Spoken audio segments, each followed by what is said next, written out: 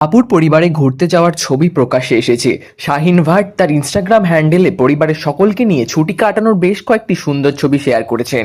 পরিবারের সকলের সঙ্গে নতুন বছর 2025 শুরু করেছেন তিনি। তাদের এই ফ্যামিলি ট্রিপে অংশগ্রহণ করেছিলেন আলিয়া ভাট, রণবীর কাপুর, সঙ্গে ছিল তাদের মেয়ে রাহা কাপুরও।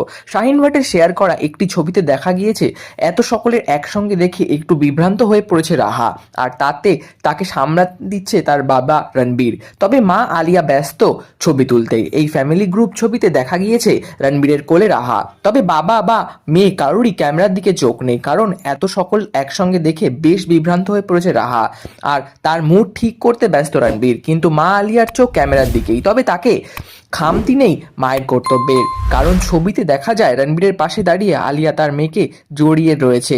সম্ভব তাকে খানিক সামলে দেওয়ার চেষ্টা করছেন। রণবীর আলিয়া ছাড়াও এই ছবিতে দেখা গিয়েছে নায়কের বোন ঋদ্ধিমা কাপুর সাহানিকে।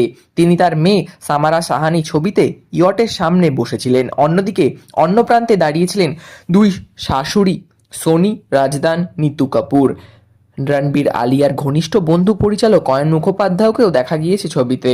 এর আগেও কাপুর পরিবারে ঘুরতে যাওয়ার ছবি ও ভিডিও প্রকাশ্যে এসেছে। তাছাড়া শাহিনও অনেক ছবি ভাগ করে নিয়েছেন, যার মধ্যে একটিতে আলিয়ার সঙ্গে একটি সেলফি ও অন্যটিতে সোনি রাজদানের সঙ্গে শাহিনকে দেখা গিয়েছে।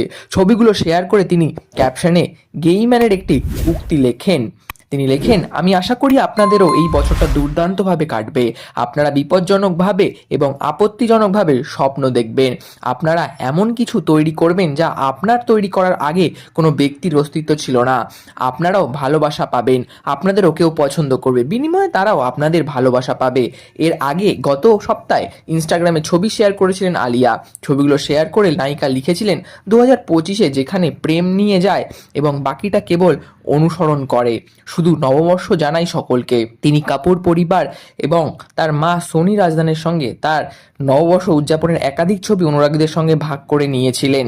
কাজের ক্ষেত্রে আলিয়াকে সর্বশেষ দেখা গিয়েছিল জিগরা ছবিতে। এরপর রণবীরের সঙ্গে Sanjay Leela ভানসালীর love and war ছবিতে দেখা যাবে তাকে। অন্যদিকে ওয়ার 2 এর পরিচালনায় বর্তমানে ব্যস্ত। এরকমই নিত্য নতুন আপডেটের জন্য আমাদের চ্যানেলটি সাবস্ক্রাইব করে আমাদের পাশে থাকুন। ধন্যবাদ।